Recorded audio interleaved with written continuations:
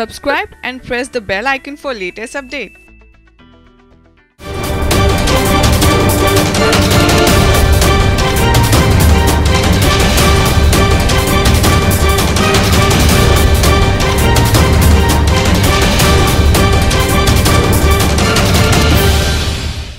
नमस्कार, आप देख रहे हैं SPNI न्यूज। मैं राशिद अली।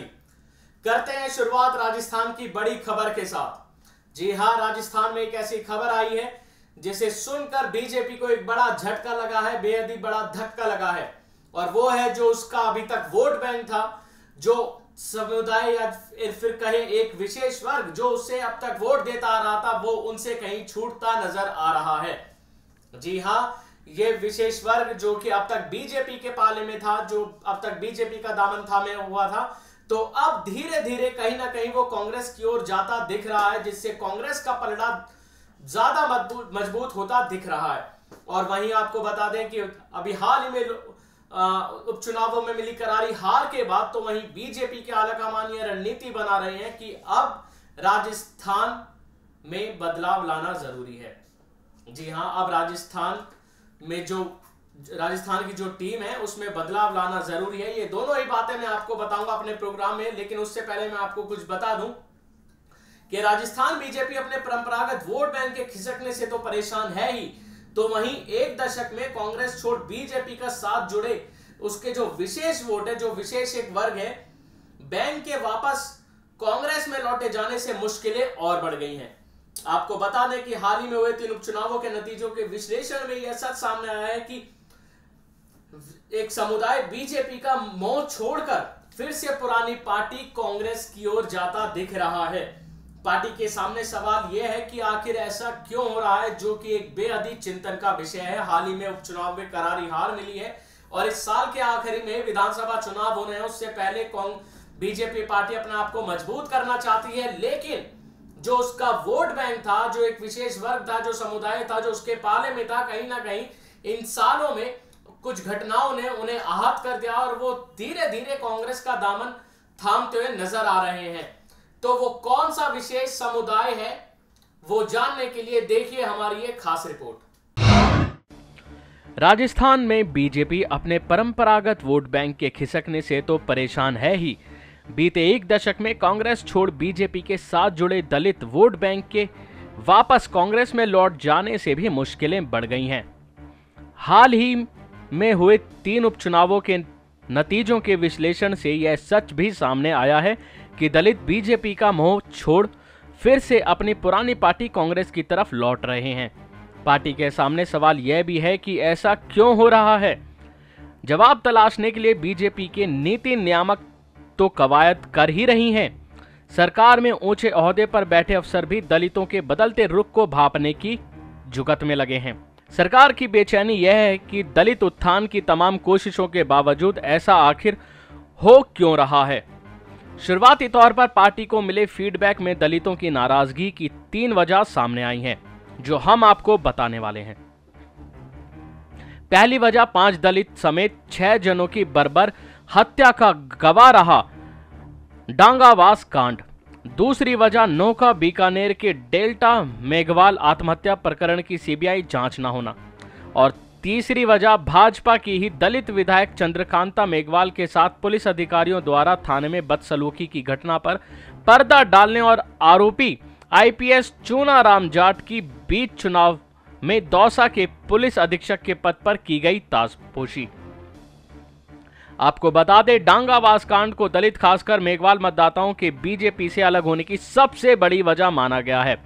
14 मई 2015 को नागौर जिले के डांगावास में 5 दलितों समेत 6 जनों को जमीन विवाद के चलते मौत के घाट उतार दिया गया था और 10 को गंभीर रूप से घायल अवस्था में अस्पताल में भर्ती कराया गया था। स्थानीय पुलिस में जाति विशेष के दबदबे और सरकारी कारिंदों की भूमिका पर उठते सवालों के बीच सरकार ने मामले की सीबीआई को जांच भी दी और पीड़ितों को मुआवजा भी। लेकिन गुस्सा इस बात पर है कि सरकार ने एक बड़े वोट बैंक जाट समुदाय की नाराजगी के डर से दलितों के साथ हुई बर्बरता पर चुप्पी साध ली। ना सरकार का कोई मंत्री सुध लेने गया, ना ही पुलिस प्रशासन ने इतनी बड़ी घटना पर गंभीर कार्रवाई की।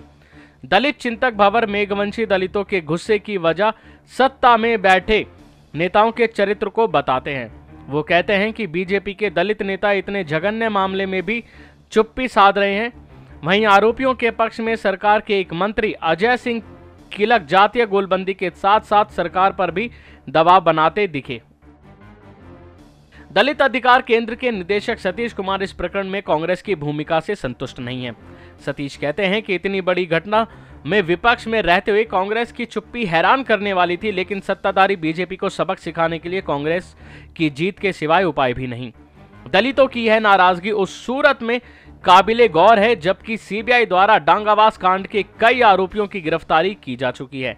दलित चिंतक मेघवंशी कहते हैं कि यह आधा सच है कि सच तो यह है कि कई आरोपी गिरफ्तारी से बाहर हैं और उन पर दबाव बनाने के लिए उनकी संपत्ति भी कुर्क नहीं हो रही। अजमेर से थोड़ी ही दूर घाटी डांगावास की बर्बर घटना ने उपचुनाव में अजमेर सीट पर बीजेपी की हार में बड़ी भूमिका अदा की। उधर मांडलगढ़ विधानसभा के उपचुनाव में राजगंज मंडी विधायक चंद्रकांता मेघवाल का मुद्दा कांग्रेस के लिए संजीवनी साबित हुआ। भंवर मेघवंशी कहते हैं कि मांडलगढ़ से राजगंज मंडी दूर नहीं, लिहाजा वहां के दलित विधायक के साथ पुलिस द्वारा थाने में की गई बदसलूकी का मामला सोशल मीडिया में भी बीजेपी के लिए खिलाफ एक बड़ा अभियान बना। दलित अधिकार केंद्र से जुड़े और मामलों में कहते हैं कि दलित विधायकों से बदसलूकी के आरोपी चूनाराम जाट को दौसा एसपी के पद पर लगा। बीजेपी शायद अलवर और मुंडावर और दूसरी विधानसभा सीटों पर प्रभावित जाट वोट बैंक को मैसेज देने के मूड में थी, लेकिन यह मैसेज उल्टा चला गया और अलवर सीट पर बड़ा असर रखने वाले करीब 4 लाख मतदाता बीजेपी को सबक सिखाने की मुद्रा में आ गए। भंवर मेघवंशी सतीश कुमार की बात को मुहावरे वाले अंदाज में समझाते हैं। दौसा में दलित महिला के साथ बदसलूकी के आरोपी पुलिस अधिकारी की नियुक्ति को दलितों ने जले पर नमक के अंदाज में लिया और सोशल मीडिया से ऐसी बयार बही कि बीजेपी अलवर ही नहीं पूरे राजस्थान में दलित गुस्से की शिकार बन गई।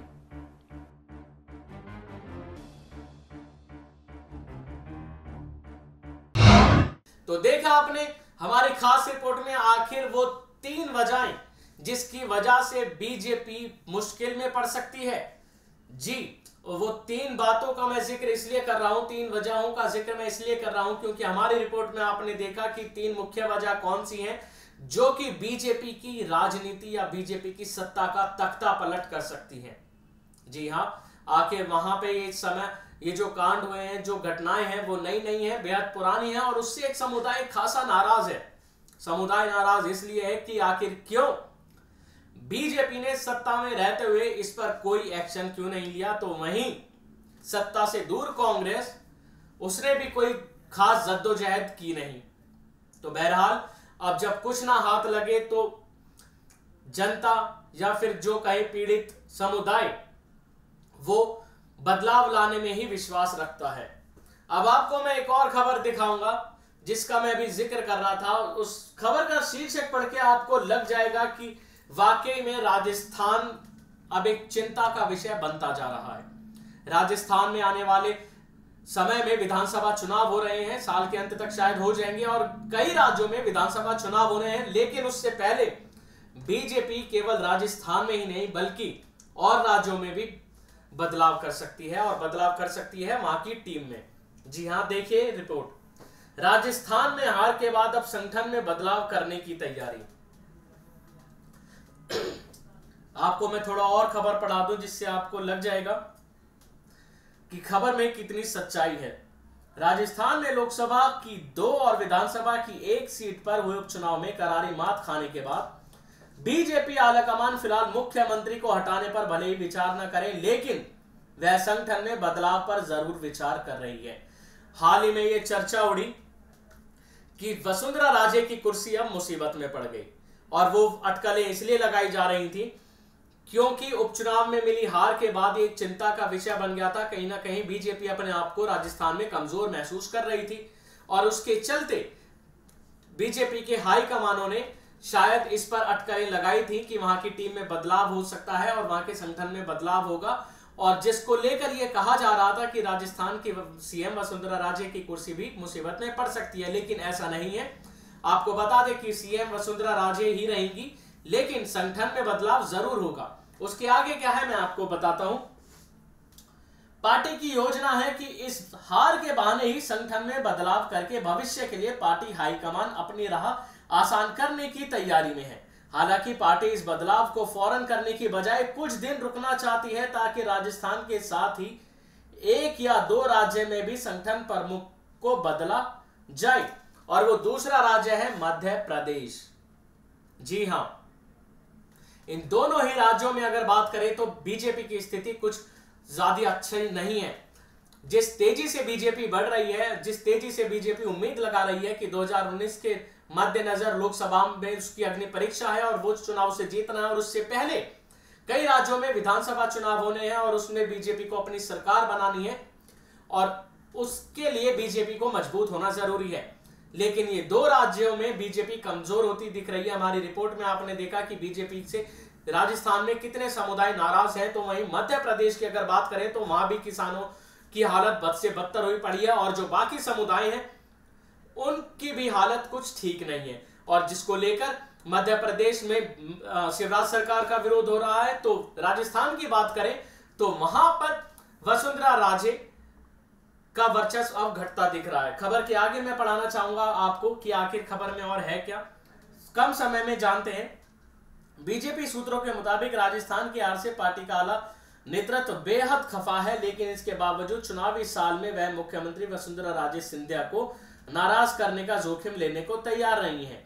लेकिन सिंधिया की जगह वह उनके नजदीकी प्रदेश अध्यक्ष अशोक परनामी को जरूर निशाना बना सकता है। परनामी को हटाकर पार्टी एक साथ कई निशाने साध सकती है, लेकिन बेहद जल्दी इस तरह का कदम उठाकर पार्टी यह भी संकेत नहीं देना चाहती कि उपचुनाव की हार का ठीकरा उन पर फोड़ा गया है। जी हां, पार्टी ये बिल्कुल एहसास नहीं कराना चाहती कि आखिर ये जो बदलाव हुआ है वो उपचुनाव के चलते हुआ है। तो हालांकि अब खबर में ये इससे आपको साफ पता चल गया होगा कि आखिर ऐसा क्यों हो रहा है, आखिर राजस्थान में बदलाव की जरूरत क्यों पड़ रही है, क्योंकि वहां पर बीजेपी अपने आप को ठगा महसूस कर रही है, अपने आप को कमजोर महसूस कर रही है।